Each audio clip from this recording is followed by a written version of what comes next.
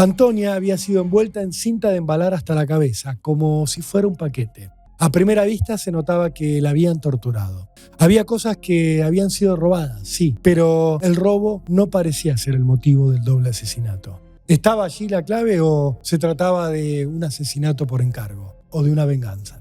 Los investigadores no terminaban de inclinarse por ninguna hipótesis. La pista terminó siendo confirmada por una familiar muy cercana de Nicolás. Esta mujer contó que las víctimas eran swingers, amantes del sexo grupal, las orgías y el intercambio de parejas. ¿Pero realmente estaba allí la respuesta sobre el motivo de los asesinatos? ¿El doble crimen de Villa Elisa era un doble crimen sexual? La investigación se estancó. A principios de 2011, el nuevo fiscal tuvo que sacarlo de la estantería donde juntaba polvo por pedido de un testigo que quería declarar desde México.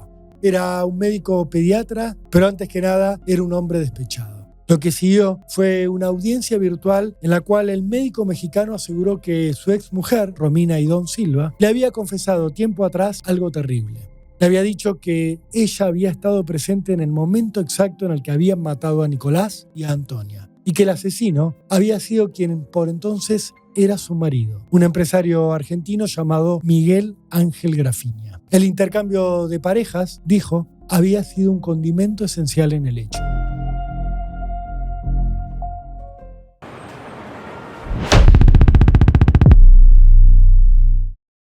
El siguiente podcast está basado en hechos reales. Muchos de los casos aquí presentados aún permanecen sin resolverse. Todas las opiniones, conjeturas o hipótesis expuestas a lo largo de los episodios no constituyen en ningún caso acusaciones formales hacia los individuos mencionados.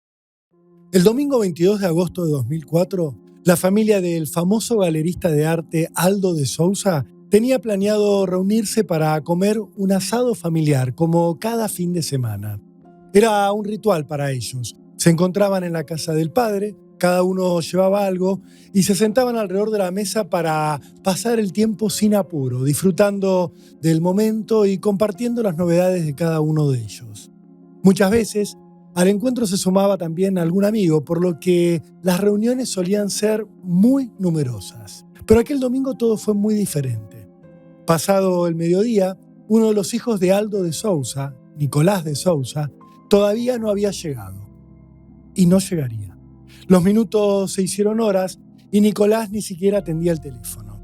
El joven, de 28 años, no daba señales de vida. Tampoco aparecía por ningún lado su novia, la modelo y promotora paraguaya Antonia Zárate, de 29 años. Preocupado, Pablo, un hermano de Nicolás, decidió ir hasta su casa, una importante propiedad de 2 plantas que estaba ubicada en las calles 413 y 27 bis, en Villa Elisa, en las afueras de la ciudad bonaerense de La Plata. A último momento, el propio Aldo de Sousa y un amigo de su hijo decidieron ir también hacia lo de Nicolás. Estaban a solo 5 cuadras de donde el joven vivía con su pareja, lo cual hacía todo aún más inquietante. Nadie lo terminaba de expresar en voz alta, pero todos temían que hubiera pasado algo grave. La casa de Nicolás aún no había sido terminada del todo, pero ya se la veía lujosa y llena de comodidades. El jardín todavía estaba en pleno proceso de diseño, por lo cual era difícil advertir a simple vista si había algo fuera de lugar ahí. El interior, en cambio, era mucho más explícito. El papá, el hermano y el amigo de Nicolás se encontraron con el portón de acceso cerrado. Tocaron timbre, pero nadie atendió. Lo hicieron 1 y 100 veces hasta que resolvieron saltarlo y meterse en el jardín. No sabían si Nicolás y su novia estaban en el lugar, ya que no veían por ningún lado la camioneta de la pareja. Una Jeep Grand Cherokee gris topo que no estaba afuera en la calle ni tampoco en la entrada de autos, mucho menos, descubrirían después, adentro del garage. Era difícil creer que la pareja, que vivía en una zona tan poco urbanizada, hubiera salido sin el vehículo, por lo cual lo lógico era pensar que ellos estaban adentro de la casa. Pero no había ninguna lógica en esta situación, ni en la causa judicial que se abriría unos minutos más tarde. Nicolás trabajaba entonces en las galerías de arte que su papá tenía en la capital federal, la Galería Aldo de Sousa y la Galería Art Melange. También solía ocuparse de la sala de exposiciones que el empresario tenía en la exclusiva localidad costera de Cariló. Además, él mismo era un especialista en arte y solía tener obras muy importantes en su casa. Su pareja, Antonia Zárate, había nacido en Paraguay. Allí había tenido una hija, que ahora tenía 10 años, y que vivía con sus padres en aquel país. La joven había llegado sola a la Argentina poco después de cumplir 20, en busca de una oportunidad de crecer, y pronto se había dedicado al modelaje, aunque nunca quedó del todo claro de qué clase. Desde hacía 3 años, Nicolás de Sousa y Antonia Zárate convivían en esta casa de Villa Elisa, en las afueras de la capital bonaerense. En su familia tenían algunas dudas sobre cómo y dónde se habían conocido exactamente. Sospechaban de qué forma pasaban los fines de semana y tenían una certeza sobre lo que se venía. A fines de ese 2004 iban a casarse. Pero ese futuro no sería posible. Después de saltar el portón de ingreso, el hermano, el papá y el amigo de Nicolás de Sousa decidieron entrar a la casa para ver si encontraban alguna pista de dónde podía encontrarse la pareja. Ubicaron una llave de la casa que estaba escondida en el jardín y finalmente lograron entrar. Hallaron mucho más de lo que buscaban. En el living, muy cerca de la puerta, había una mesa ratona de vidrio totalmente destrozada. Era bastante claro qué había producido esta rotura. Un cuerpo al caer, inerte sobre su superficie. Tirado sobre los vidrios rotos estaba el cadáver de Nicolás de Sousa. Su asesinato había sido limpio. Le habían pegado con un bate de béisbol en la cabeza y se la habían roto como si se tratara de una piñata. El joven había caído muerto de inmediato. Estaba atado con precintos en los pies y en las manos. Pero antes se había producido una pelea. En el living, notarían después, estaba tirada una valiosísima escultura del artista argentino Ennio Iomi. Un pedazo se había desprendido y había caído un poco más lejos. El horror no se acababa ahí, solo empezaba. En la habitación principal, junto a la cama matrimonial, estaba Antonia. Estaba prácticamente desnuda, salvo por una bombacha. Le habían atado las muñecas con precintos, también los tobillos, y tenía un pañuelo metido en la boca que le había impedido gritar su final.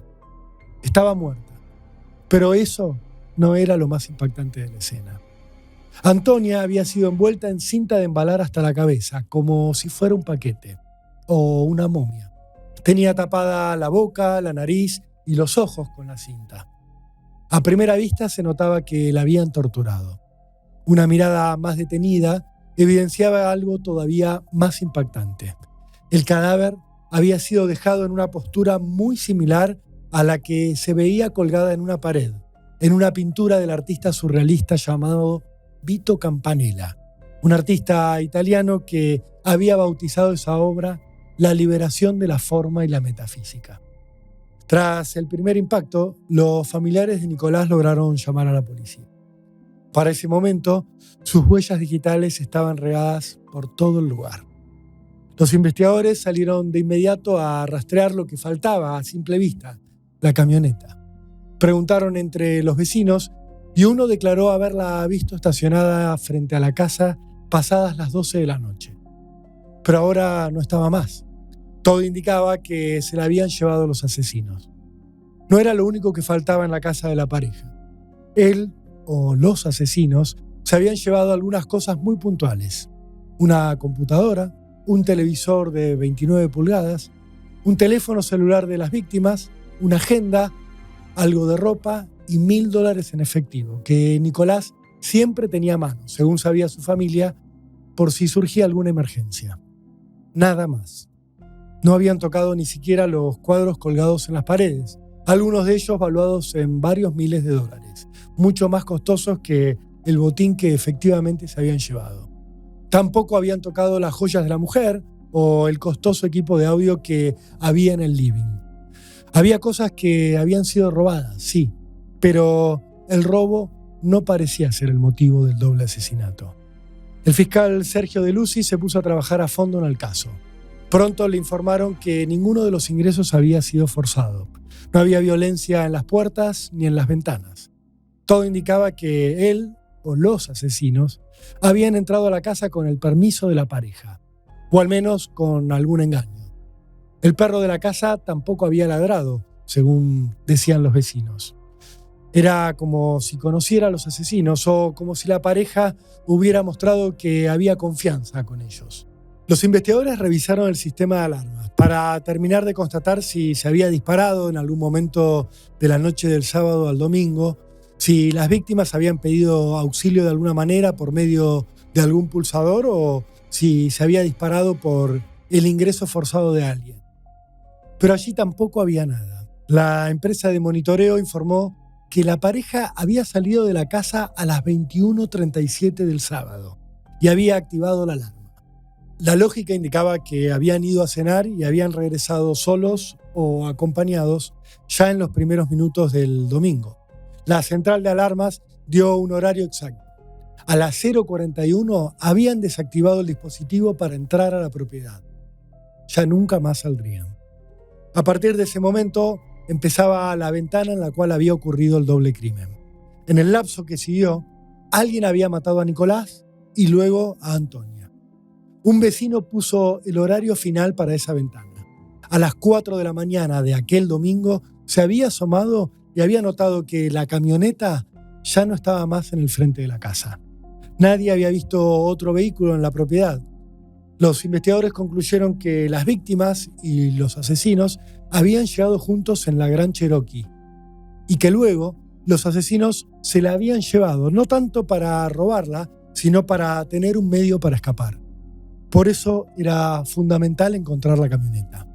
En los primeros minutos del miércoles 25 de agosto, un vecino del barrio porteño de Flores llamó a la policía para avisar que desde hacía días había una camioneta abandonada en la calle donde vivía, Lautaro al 900. Era una Jeep Grand Cherokee gris topo. Era la camioneta de Nicolás de Sousa. Y estaba allí, a 50 kilómetros de Villa Elisa, por lo menos desde el lunes, el día posterior al doble asesinato. Los peritos se pusieron a trabajar de inmediato sobre el vehículo, en busca de huellas. Pero la camioneta había sido limpiada con cuidado. No tenía una sola huella digital. Igual decepción se llevarían los peritos con el rastreo del teléfono robado. La computadora que se habían llevado los asesinos tampoco arrojaba ningún resultado. Los correos electrónicos que se habían enviado desde ella, según se pudo reconstruir, no llevaban a las respuestas que buscaban los investigadores. Los padres de Antonia, que habían llegado a la Argentina 2 días después de los asesinatos, tampoco pudieron aportar grandes datos. No sabían ni siquiera cómo su hija había conocido a Nicolás. Mucho menos sabían sobre sus relaciones y sobre sus conflictos. Los investigadores no terminaban de inclinarse por ninguna hipótesis. Por un lado, aparecía la del robo. Pero la violencia desatada contra las víctimas indicaba en principio otra cosa. A Nicolás lo habían matado primero, por lo que la lógica era que no lo habían intentado persuadir de que entregara algo él. A Antonia, en cambio, la habían torturado, lo cual podía hablar de un encono particular contra ella. Quizás esa bronca era algo personal y tenía que ver con su pasado sentimental, pensaron los investigadores. ¿Estaba allí la clave o se trataba de un asesinato por encargo o de una venganza?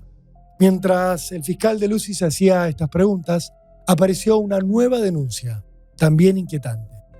El galerista Aldo de Sousa, el papá de Nicolás, se presentó ante la policía para denunciar que el jueves siguiente al doble crimen, el día posterior al hallazgo de la Gran Cherokee, había sido atacado cuando iba con su auto por la autopista que une La Plata con la ciudad de Buenos Aires.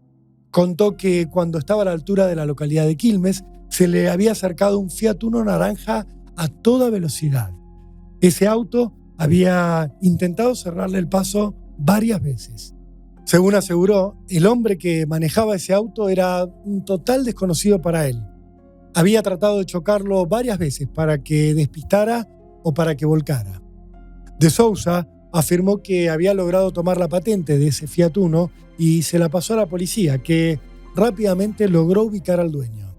Sin embargo, el hombre les dijo que había vendido el coche, aunque no había hecho la transferencia legal. Esa otra persona quedó de inmediato en la mira de los investigadores. que empezó a buscarla enseguida. Nunca la encontrarían. La justicia decidió entonces ponerle una custodia policial permanente a la casa de la familia de Sousa, que quedaba en 417 y 28, en la zona de Villa Elisa. La posibilidad que barajaban era que el doble crimen hubiera sido un mensaje contra alguno de los integrantes de la familia, que el paso siguiente fuera eliminar a otro, o que buscaran intimidarlos para que no indagaran más sobre los asesinatos. Todo esto volvió a llevar a los investigadores a la necesidad de poner la lupa sobre las víctimas. Las únicas hipótesis visibles llevaban hacia asesinos que los conocían y que habían tenido algún tipo de vínculo con ellos. La respuesta, necesariamente, tenía que estar en su círculo más cercano, íntimo, se empezaría a decir poco más tarde. La mira se ubicó entonces sobre la vida personal de Nicolás y sobre la de Antonia. En la fiscalía repasaron cada dato que rodeaba a la pareja y pronto llegaron a la firme versión de que se habían conocido en un local nocturno llamado Katz, que estaba ubicado debajo del distribuidor Pedro Benoit, en las afueras de La Plata, y que frecuentaban hombres solos y prostitutas. Ese sería el primer indicio de que el sexo podía ser un factor importante en el caso. El segundo, mucho más potente, vendría de un dato surgido de los lugares que frecuentaba la pareja, los boliches Moon y Anchorena, ubicados en lo profundo de la noche porteña. Eran lugares frecuentados por personas apasionadas por el sexo, amantes del sexo grupal, las orgías y el intercambio de parejas. La pista terminó siendo confirmada por una familiar muy cercana de Nicolás. Sentada frente al fiscal de Lucis, esta mujer contó que las víctimas eran swingers, es decir, que solían reunirse con otras parejas para hacer intercambios sexuales. ¿Pero realmente estaba allí la respuesta sobre el motivo de los asesinatos? ¿El doble crimen de Villa Elisa era un doble crimen sexual? ¿O alguien se había aprovechado del sexo para llegar a algún otro objetivo? La investigación se estancó. Entre la vergüenza de algunos de los familiares, la discreción que siempre acompaña a quienes se dedican al intercambio de pareja y el olvido mediático en el que terminó cayendo el caso, el expediente fue a parar a un estante de una fiscalía durante los siguientes 6 años, hasta que alguien habló. Él, un hombre despechado. A principios de 2011, el expediente estaba dormido, pero había cambiado de fiscal por cuestiones de organización judicial. El nuevo fiscal, Fernando Cartaseña, tuvo que sacarlo de la estantería donde juntaba polvo por pedido de un testigo que quería declarar desde México. Alfonso Velasco Aznar era un médico pediatra y cirujano infantil, pero antes que nada era un hombre despechado. Nacido y criado en México, había pasado los últimos años de su vida en pareja con una argentina llamada Romina Gabriela Idón Silva, con la cual incluso había tenido una hija. Todos lo conocían como Poncho, pero mucho más lo referenciaban por la impactante figura de quien había sido su mujer y por el oficio que tenía ella. El médico se había presentado en las oficinas de Interpol México para contar que tenía información clave sobre un doble homicidio ocurrido en la Argentina, para decir que estaba amenazado de muerte y que temía por su vida.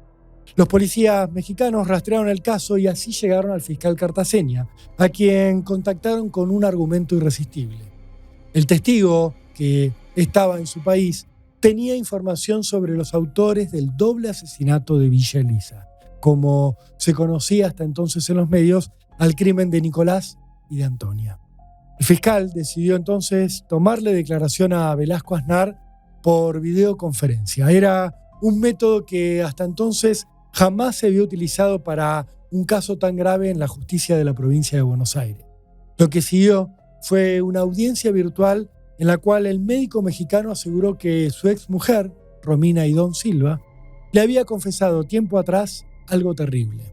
Le había dicho que ella había estado presente en el momento exacto en el que habían matado a Nicolás y a Antonia, y que el asesino había sido quien por entonces era su marido, un empresario argentino llamado Miguel Ángel Grafiña.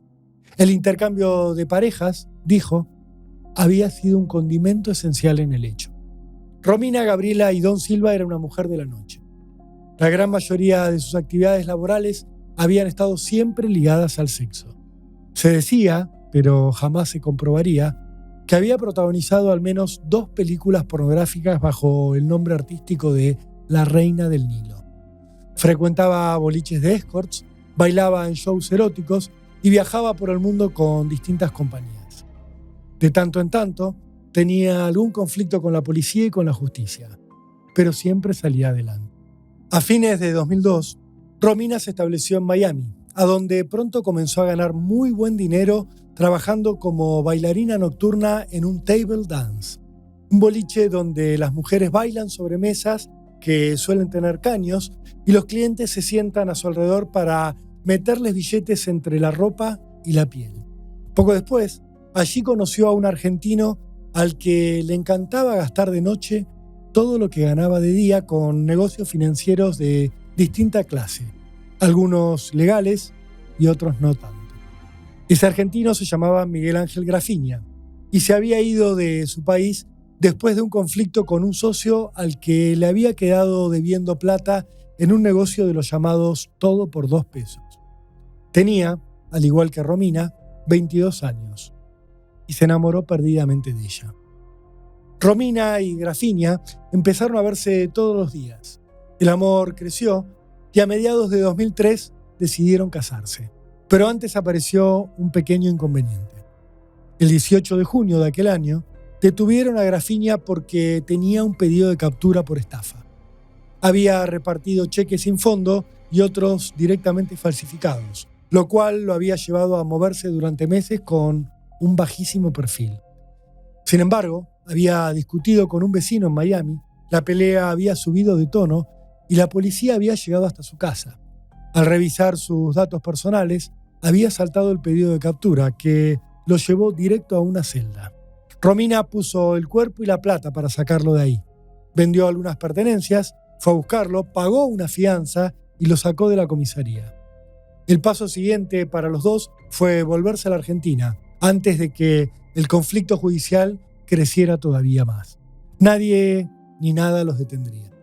El 12 de julio de 2003, Romina y Grafiña se casaron en Buenos Aires en una ceremonia en la cual hubo una ausencia muy significativa. Edith Silva, la mamá de la novia, no apareció. En el momento se dijo que tenía un conflicto con el novio, pero esto nunca quedaría del todo claro. Romina y Grafiña tenían otros asuntos que atender. El 13 de septiembre de aquel 2003, la flamante esposa fue a visitar a una amiga de la noche al edificio de Belgrano donde vivía con su hija, en Virrey del Pino al 2000. Estuvo allí hasta que se hicieron las 20, la hora de salir a trabajar. Se fueron, pero Romina regresó sola unos minutos más tarde.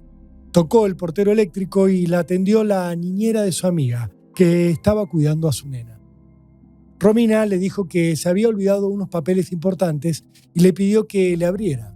La niñera accedió, pero cuando Romina se le apareció en la puerta del departamento, la escena ya era muy distinta. Estaba amordazada con una bufanda negra y un hombre la amenazaba con un cuchillo en el cuello. Aterrorizada, la empleada no llegó a verle la cara a este hombre. A los gritos, este atacante con un cuchillo las hizo entrar a las dos. Las encerró en una habitación y robó lo que pudo: un reproductor de DVD, una filmadora Canon y otros artículos de electrónica. El ladrón escapó y un rato más tarde, Romina también se fue del departamento. Sin que ella se diera cuenta, la niñera se asomó a la calle y vio cómo Romina se abrazaba con el ladrón que acababa de asaltarlas. Todo había sido una puesta en escena. El episodio se convirtió en causa judicial, donde poco después allanaron la casa en la que vivían Romina y Grafiña. Allí, debajo de una parrilla, envuelto en una colcha, estaba el botín del robo. El reproductor de DVD todavía tenía dentro la película Stuart Little, que la niñera recordaba haber visto con la chiquita minutos antes del robo. La causa llegó entonces al Tribunal Oral Criminal 14, con Romina como imputada. El hombre nunca pudo ser identificado, al menos oficialmente. A partir de ahí, Romina y Grafiña comenzaron a dedicarse a actividades más sofisticadas, que solo saldrían a la luz mucho tiempo después. En julio de 2004, algo más de un mes antes del doble crimen de Villa Elisa, la mujer quedó embarazada. Para entonces, la pareja ya solía frecuentar 2 boliches swinger, uno llamado Moon y el otro Anchorena. El 21 de abril de 2005, por fin, nació la hija de Romina y Grafiña. Siguieron durante un tiempo en el mundo de los negocios de la noche y en el de las estafas de día. Así fue como el 16 de junio de ese mismo año, ella fue detenida por intentar pasar 2 billetes falsos de $100 en un local de ropa de la ciudad de Buenos Aires.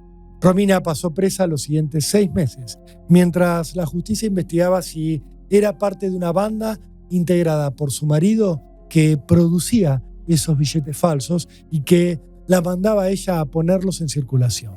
El caso llegó a juicio en noviembre de 2007 y Romina lo cerró declarándose culpable a cambio de aquellos días que ya había pasado en prisión, en una pena que se acumuló con la de aquel robo a la casa de su amiga. De inmediato, antes de que terminara el año, la pareja dejó la Argentina junto a su hija para establecerse en México.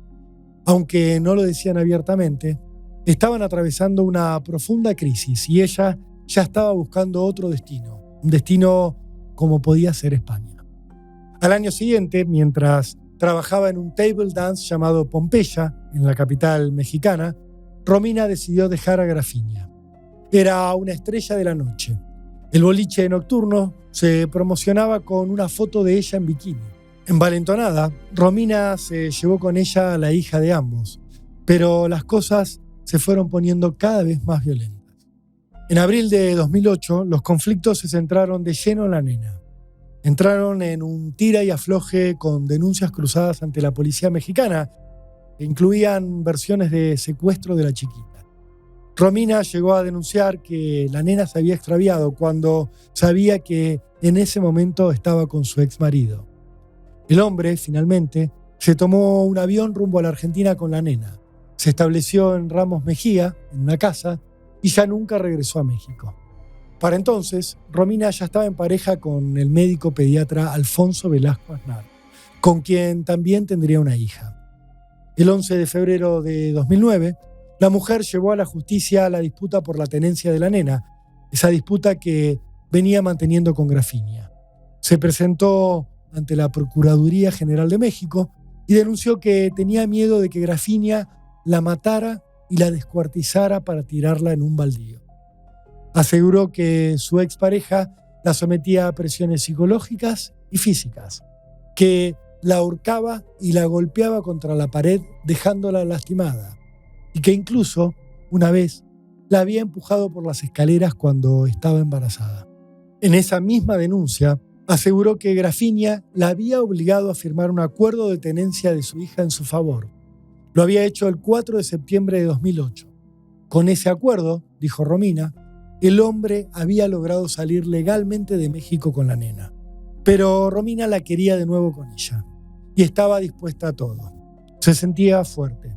Su mamá, Edith Silva, ya estaba viviendo con ella en México. La mujer estaba escapando de algunos problemas legales propios.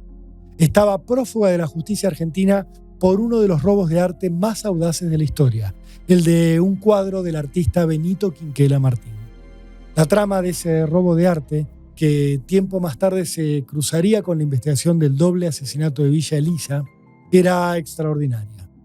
El domingo 13 de mayo de 2007 se había incendiado el subsuelo de la municipalidad de la ciudad de Bahía Blanca y las llamas habían destruido, incluso, el despacho del intendente Christian Breitenstein, donde se encontraba el cuadro Proas al Sol de Quinquela Martín. Mientras todos discutían si se había tratado de un atentado político y se lamentaban por la pérdida de esta enorme obra de 1,92 m de largo por 1,62 de alto, valuada en unos $120.000, un perito descubrió que en realidad alguien había cortado el lienzo del marco antes del incendio. Es decir, que el fuego se había producido por ladrones para intentar tapar el robo de la pintura. La obra terminaría apareciendo un par de meses después en la casa del dueño de una galería de arte del barrio porteño de La Recoleta. Una mujer se la había vendido por un precio irrisorio. Era Edith Silva, la mamá de Romina. La habían detenido en esta causa junto a su otro hijo y a su pareja, pero le habían dado una excarcelación transitoria. Ese momento había sido aprovechado por Edith para escapar rumbo a México. Atrás había dejado, además, una imputación por estafa a otra galería de arte con un cuadro robado del artista argentino Antonio Berni. Ahora las dos estaban juntas y estaban determinadas a recuperar a la hija de Romina, costara lo que costase. Pero no lograban avanzar en esta disputa. Romina se separó del médico Velasco Aznar y entonces cambió el escenario. Nunca quedó claro qué fue lo que llevó al mexicano a hablar con Interpol para señalar a Romina y a Grafina como partícipes del doble crimen de Villa Elisa, aunque él aseguraba que lo movían el miedo y las amenazas que venía recibiendo por parte de allegados a Romina. Lo cierto fue que su declaración terminó incidiendo directamente en el conflicto que Romina y Grafina mantenían por la tenencia de su hija. Y también terminaría incluyendo, como si fuera poco, un capítulo dedicado al robo de obras de arte. En la ampliación de su denuncia, la que hizo ante el fiscal Fernando Cartaseña, en la videollamada de principios de 2011, el médico Velasco Aznar aseguró que quería declarar porque temía por la vida de su hija, la hija que había tenido con Romina. Explicó que a lo largo de los años, la mujer se había ido abriendo con él y le había ido contando que Grafina era muy peligroso y que era capaz de cualquier cosa para lastimarla. Dijo que el hombre no tenía problemas en asesinar a alguien y que ella ya lo había visto hacerlo frente a sus ojos en el doble asesinato de Villa Elisa. Eso, explicó el mexicano, lo hacía temer por la vida de su propia hija. Velasco Aznar aseguró que Romina le había confesado que solía frecuentar boliches swingers en Buenos Aires acompañada por Grafina, que en uno de ellos, en Moon o en Anchorena, habían conocido a la pareja de Nicolás de Sousa y Antonia Zárate. Según el médico, su expareja le había dicho que habían comenzado a tener encuentros con ellos en boliches y también en privado. El médico recordó que Romina le había dicho que en aquellos días les había llegado un dato.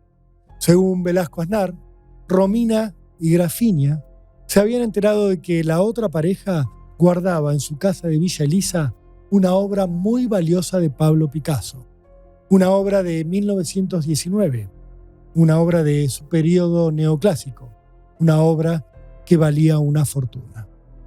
El médico mexicano explicó que Romina y Grafina habían pactado una cita con Nicolás y con Antonia para robarles ese cuadro, que habían ido a cenar y que luego, con la excusa de tener sexo, habían ido a la casa de Villa Elisa y que entonces se había desatado la violencia.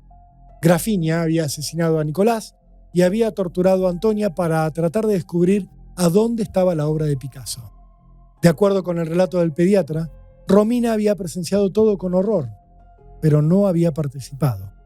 Luego, dijo el pediatra, la mujer había callado por temor a sufrir también ella la violencia.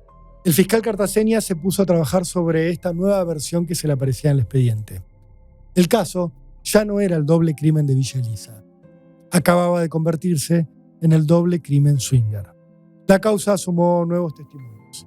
3 testigos, 2 hombres y una mujer, aseguraron que compartían el ambiente swinger y sabían que Romina y Grafina frecuentaban a Nicolás y a Antonia. Otro testigo señalaría que podía dar fe de que Nicolás había conocido en un primer momento a Romina y que así había nacido el vínculo entre las parejas. Un rastreo de llamadas telefónicas de aquel 2004 revelaría además que se habían producido comunicaciones entre el propio Nicolás y Grafina. Y por si faltara algo, entre los papeles de Nicolás aparecían agendados Miguel y Romy. Fue suficiente para avanzar. Los investigadores le hicieron llegar a Romina un mensaje. Grafina iba a ser detenido por el doble asesinato y ella iba a poder recuperar por fin la tenencia de su hija, eso que tanto añoraba. El sábado 5 de febrero de aquel 2011, la policía allanó la casa que Miguel Ángel Grafina tenía en la calle Suipacha 857 en la localidad bonaerense de Ramos Mejía. Sorprendió al financista antes de que pudiera reaccionar y se lo llevó detenido por el doble asesinato. El mismo día, casi al mismo tiempo, Romina, Gabriela y Don Silva aterrizó en el Aeropuerto Internacional de Ezeiza, en un vuelo proveniente de México. Bajó del avión en Buenos Aires con la esperanza de encontrarse de inmediato con su hijita, pero no llegó a salir de la terminal. Se topó con la policía, que también la arrestó a ella por el doble asesinato. Habían pasado más de 6 años del hecho, exactamente 2.357 días, y por fin el caso tenía detenidos. Cartaseña indagó de inmediato a los 2 acusados, pero ambos se negaron a declarar, patrocinados por defensores oficiales. A la semana siguiente, los 2 contrataron abogados particulares.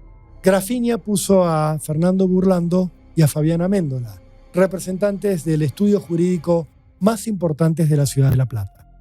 Romina optó por Oscar Moyano y por Leandro Brizuela, que le recomendaron declarar lo más pronto posible. Romina así lo hizo el 22 de febrero y cargó con todo contra su ex. La mujer aclaró que no había hablado antes porque padecía reiteradas y constantes amenazas por parte de Grafinia, amenazas que iban contra ella y contra toda su familia. La mujer dijo que sabía que su ex era capaz de hacer cualquier cosa. Incluso recordó que el hombre le había contado que había matado a su socio, que trabajaba junto a él en un local de todo por 2 pesos, en un crimen que había ocurrido en la localidad santafesina de Cañada de Gómez. Aseguró que su ex había atado a este hombre a una silla y lo había prendido fuego. El fiscal le garantizó que estaría segura y Romina se largó a hablar. Recordó que habían conocido a Nicolás y Antonia en un intercambio de parejas en el boliche Swinger Moon. Habían tenido algún encuentro más en otro local, el boliche Anchorena, luego en la casa que ella compartía con Grafinia, y finalmente habían acordado un encuentro en agosto de 2004. Aquel encuentro se había dado en la noche del 21 al 22 de agosto.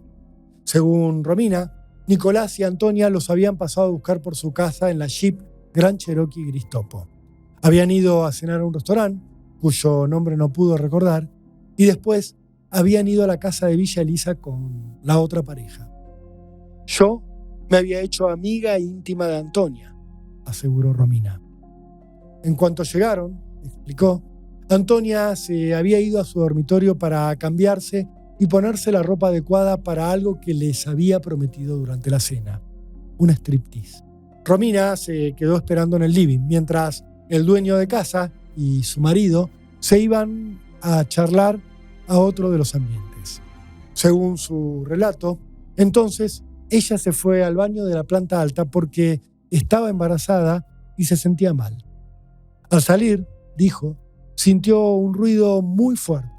Se acercó al lugar de donde provenía y entonces se encontró con Grafinia parado junto a un charco de sangre. Tenía las manos ensangrentadas y acababa de asesinar a Nicolás de Sousa de un golpe en la cabeza. Un golpe que, según ella recordaba, le había pegado con un palo o con una masa. Pensé que me iba a matar a mí. Me golpeó y me ató para que yo no me escapara, declaró Romina. Según su relato, Grafinia fue a buscar a Antonia, la ató a una silla y después la torturó hasta asesinarla. Después, dijo Romina, su marido la llevó a ella a la camioneta de la pareja y la metió allí, atada. Enseguida empezó a ir y a venir cargando objetos en la camioneta. En un momento, ella había intentado escapar para pedir auxilio, pero con las manos atadas no había podido abrir el portón de la casa y había regresado a la camioneta. Lo que siguió, según Romina, fue un encierro de 2 semanas en su propia casa y largas sesiones de golpes. Una tarde había logrado escapar, aseguró. Se había ido a la de una vecina, que era enfermera, y había llamado a la policía para pedir ayuda, pero la policía nunca había llegado. El fiscal le preguntó entonces por algunas diferencias que advertía entre su relato de los hechos y lo que había declarado su expareja mexicana. Son conclusiones que sacó él de lo que yo le conté, aclaró Romina, para explicar esas discrepancias. Según su relato, había pasado el tiempo y todo había quedado atrás. Ella y Grafinia se habían mudado a México y pronto habían vuelto los problemas con la ley. Miguel estafaba a la gente. Tenía un cuarto en nuestra casa donde hacía falsificaciones, afirmó. Estafó a mucha gente acá y en México. Y yo terminé pagando sus deudas cuando él se volvió a la Argentina, agregó. A mí no me dejaba trabajar, ni tener celular, ni manejar plata. Los investigadores le preguntaron cómo era posible, si no podía trabajar, que se la señalara como participante de distintas situaciones de prostitución, e incluso como actriz porno. La mujer volvió a acusar de esto a Grafinia. Dijo que el hombre le había hecho trabajar por la fuerza en una película pornográfica porque le gustaba mirarla teniendo sexo con otros. Después usó esa filmación para quedarse con la tenencia de mi hija, acusó. Y destacó que su medio de vida siempre había estado vinculado a ser bailarina y coreógrafa, ya que había estudiado en el Colegio Nacional de Danzas de su ciudad natal, Bahía Blanca. Con su propio testimonio y con una mirada complaciente del fiscal, Romina logró que el juez de garantía Federico Atencio le concediera la libertad al día siguiente de haber declarado. No había pasado ni 15 días presa. Para Grafinia, en cambio, la situación era más complicada. Cercado, el financista pidió declarar y negó haber participado en el doble asesinato. Juró que no conocía a las víctimas y que jamás había estado en Villa Elisa. También aseguró que su ex lo había implicado en el caso porque se estaban disputando la tenencia de su hija. Agregó que el acuerdo que habían firmado en su momento sobre la tenencia de la nena preveía que ella pudiera verla cuando quisiera e incluso llevársela de vacaciones, pero que Romina jamás lo había hecho. Nada cambió para él. Grafinia siguió detenido y cambió de abogados. Contrató a Roberto Cazorla y a su hermano, quienes le recomendaron volver a declarar. En esa nueva indagatoria, Grafinia sumó más datos. Afirmó que el sábado del doble asesinato había estado en el cumpleaños de su sobrina, a la cual le había regalado una bicicleta y mostró incluso la boleta de compra. Dijo que al otro día, el domingo en el cual se había descubierto el doble crimen, él estaba en Olavarría, en una carrera de turismo carretera, ya que era fanático de un piloto, del flaco Juan María Traverso. Agregó que estaba en una frecuencia totalmente diferente a la que planteaba su expareja. Dijo que el fin de semana anterior al del doble asesinato, el del 17 de agosto, Romina se había hecho un EVA test y le había dado positivo, lo cual para él se había convertido en el centro de todos sus intereses y para Romina prácticamente en un castigo, que la llevaba permanentemente a darse trompadas en la panza con la intención de perder el embarazo.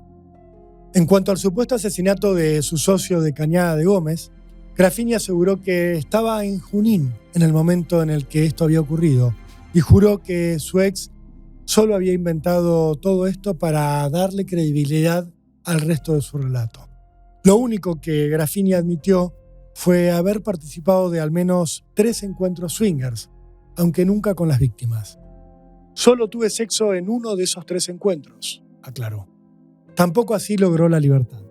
El juez Atencio lo procesó por el doble homicidio swinger y explicó: las pruebas permiten por ahora acreditar que en las primeras horas del día 22 de agosto del año 2004, al menos un hombre, en ocasión de un encuentro pactado para intercambio de parejas, dio muerte a Zárate enrollando su cuerpo con una cinta de embalar hasta provocarle la asfixia, ocasionándole consecuentemente un sufrimiento mayor al necesario, que previamente, y mediante el empleo de un elemento contundente, dio muerte a su pareja, Nicolás de Sousa, aplicándole un golpe en la cabeza que le produjo una rotura de cráneo.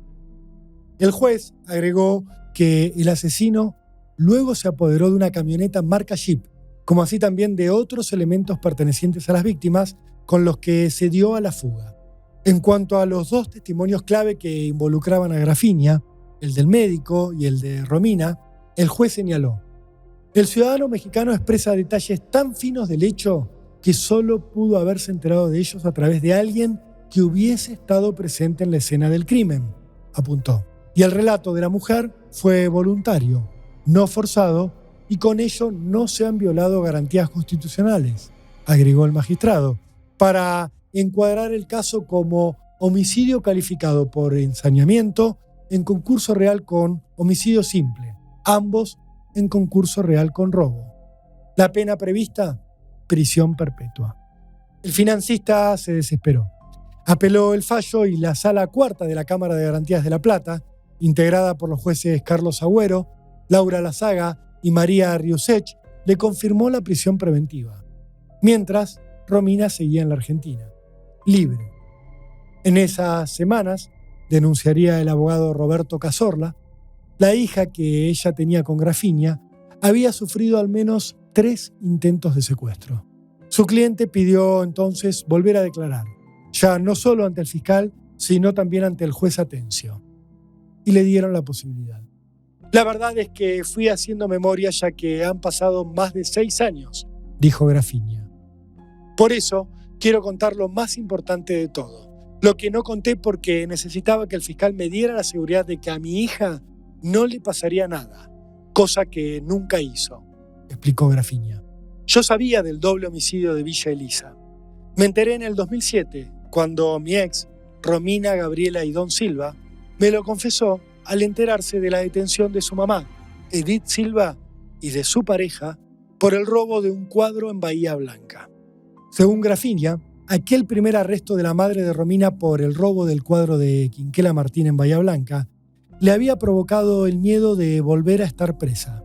Romina me contó que era por algo en lo cual ella había participado, haciendo el contacto con 2 personas que habían terminado muertas, aseguró Grafiña.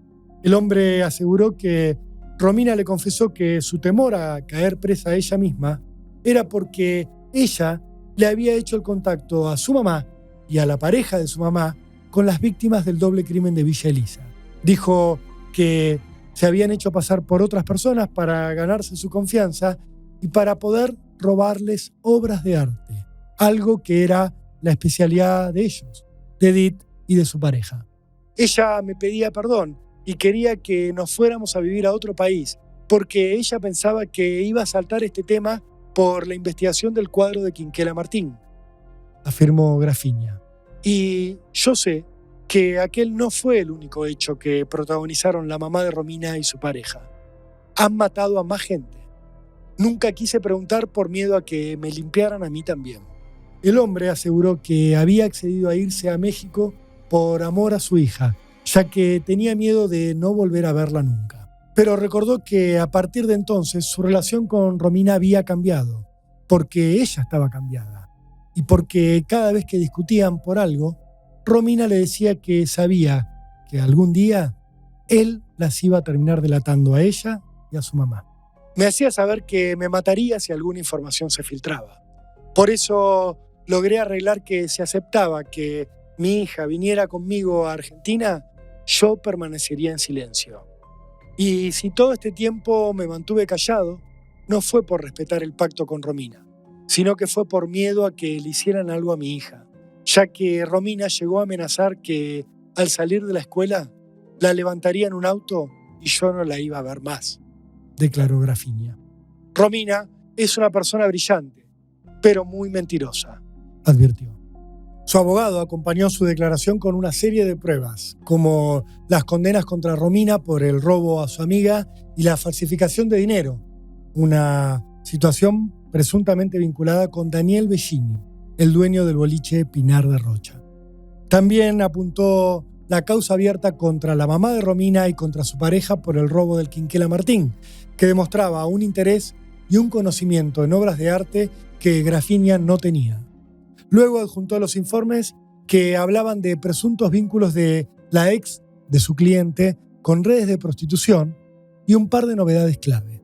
Primero, probó que los testigos que habían ratificado que su cliente y las víctimas mantenían un vínculo swinger, habían mentido, impulsados por un policía corrupto.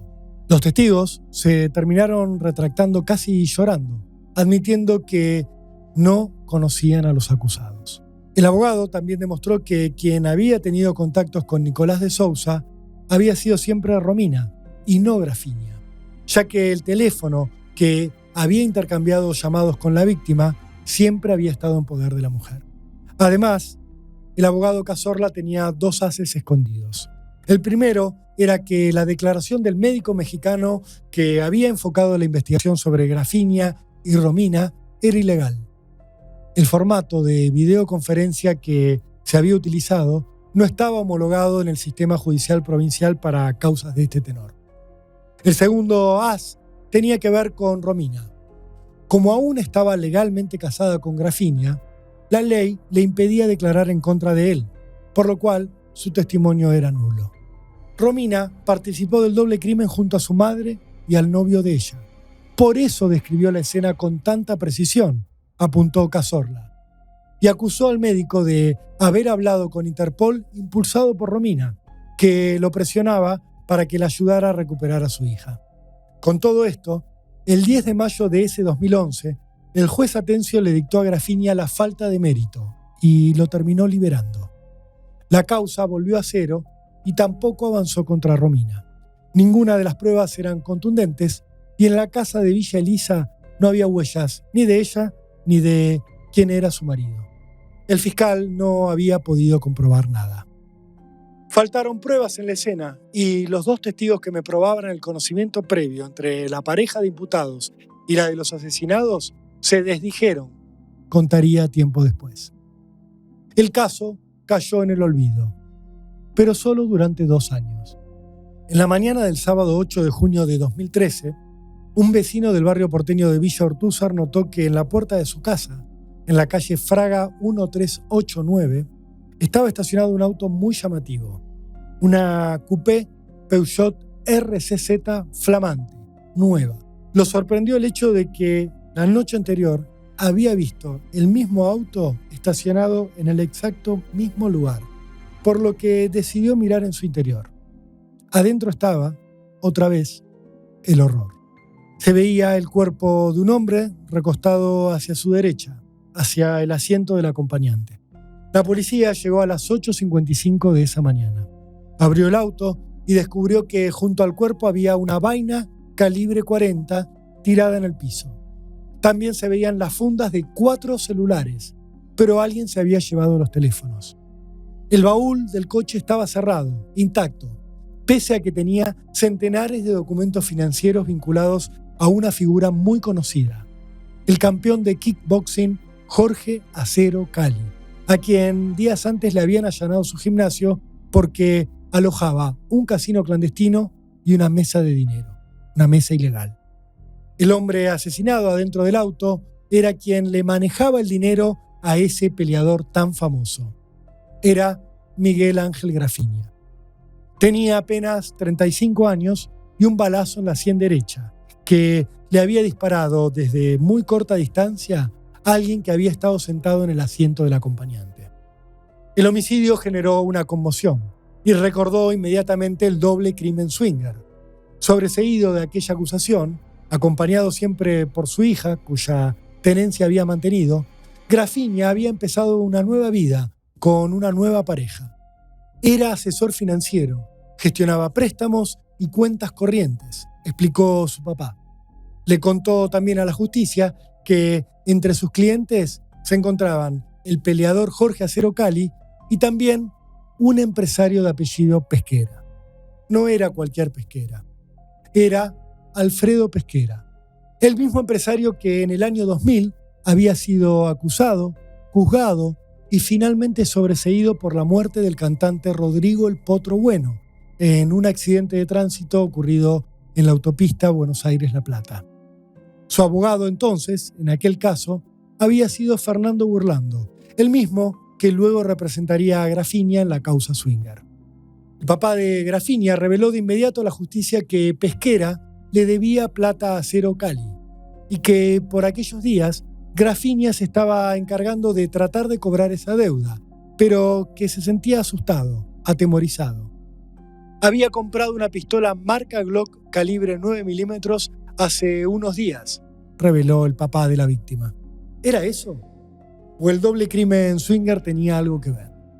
La mamá de Grafinia, Rita Tiscornia, aseguró que había que investigar a Romina. ¿En algún momento su hijo le manifestó en alguna ocasión de que tenía miedo de que lo asesinaran? Él estaba amenazado, pero no estaba amenazado comercialmente, sino en forma personal. No. Tema personal de él con la madre de la nena. Por las amenazas que hubo, por las que consta en tribunales también, en expediente, de las amenazas que tenía de su exmujer. Se sorprendió por la... La conmoción empujó a Romina a salir a hablar con los medios. En declaraciones a distintos canales de televisión, como el canal C5N, mintió descaradamente. No tengo nada que ver. Me llevaba muy bien con Miguel. Teníamos en común una hija a la cual amábamos los dos. Quiero contactarme con la familia de Grafinia porque obviamente estuve 10 años casada con él, a la cual fue mi marido. No tuvimos conflictos graves entre nosotros. No sé, todo lo que dicen yo creo que es mentira, es mentira. No soy bailarina del caño como dicen, ni trabajé en una película porno, ni nada de esas cosas. Y si puedo aportar algo a la justicia, lo voy a hacer, con mucho gusto lo voy a hacer. Pero la investigación del asesinato de Grafinia finalmente se orientaría hacia Alfredo Pesquera. La fiscal Paula Azaro mandó a investigar un GPS hallado en el auto donde había sido asesinado Grafinia y descubrió que la última dirección que la víctima había marcado, en la noche previa a que lo encontraran asesinado en su auto, era Tronador 2143, una dirección de la capital federal, muy cerca del lugar donde se había encontrado el auto con el cadáver. Era una dirección que Grafinia tenía guardada en el listado de favoritos, bajo el nombre de Alfredo Pesquera.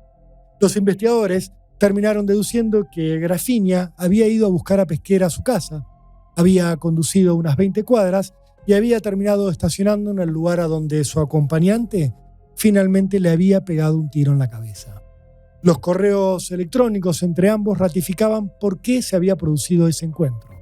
42 días antes de ser asesinado, Grafinia le había exigido por mail a Pesquera el pago de $50,000 o dólares y la entrega de un departamento, todo dirigido a saldar una deuda que una persona llamada Jorge le estaba reclamando a Pesquera. Jorge sería Jorge Acero Cali. Hola Alfredo, no falles y hoy envía los 50,000 al club y que se los entreguen a Pablo. La semana que viene entregás el departamento, yo te aviso. Juntá los 9.500 para las entregas. Abrazo. Había escrito Grafinia el 26 de abril en un mail que había enviado a Pesquera.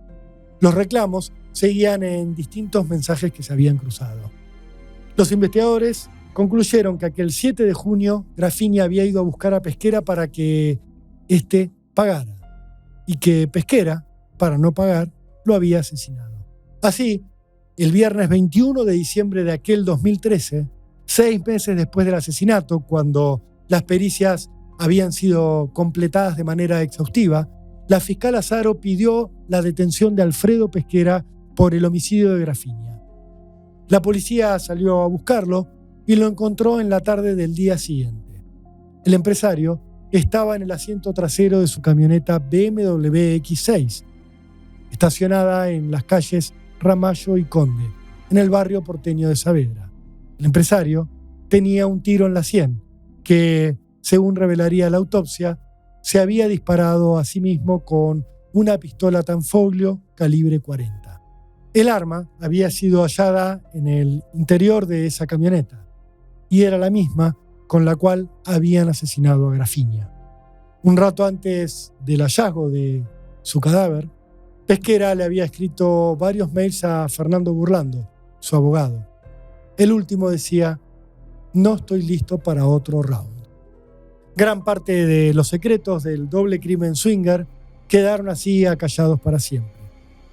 El fiscal que tenía esa investigación, la del doble asesinato de Villa Elisa, Fernando Cartaseña, tampoco tuvo un buen destino. El 3 de mayo de 2017, el fiscal apareció tirado atado, golpeado y amordazado en su despacho de los tribunales de La Plata. Junto a él, con azúcar, alguien había escrito en el piso el nombre Nisman, en referencia al fiscal federal asesinado en 2015 en Puerto Madero. En pasillos cercanos había panfletos pegados con la foto de Cartaseña y la leyenda «Conozca al próximo Nisman». El fiscal Cartaseña pidió licencia mientras el país quedaba en shock por el ataque mafioso. Unos días más tarde, encima, se sumó un extraño tiroteo en la puerta de su casa. Se hablaba de un fiscal héroe que había enfrentado a las mafias policiales y que se había puesto en un riesgo inédito. El mismo Cartaseña llegó a decir que la bonaerense lo quería muerto. Sin embargo, al poco tiempo, se descubrió que todo se había tratado de un autoatentado. Los panfletos habían sido impresos por el propio Cartaseña en su despacho, donde él mismo había armado la escena del falso ataque.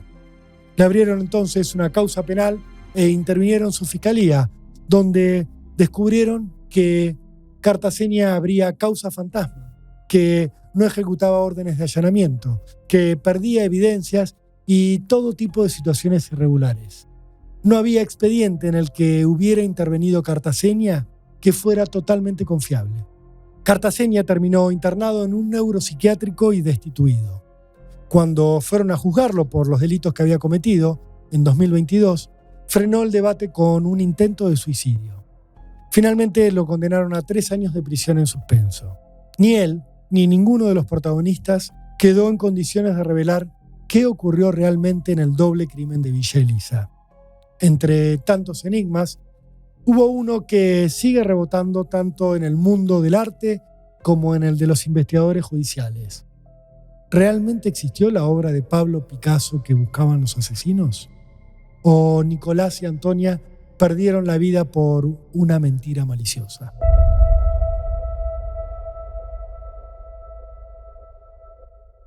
Esto es Barbano en Hechos Reales, un podcast de Resumido.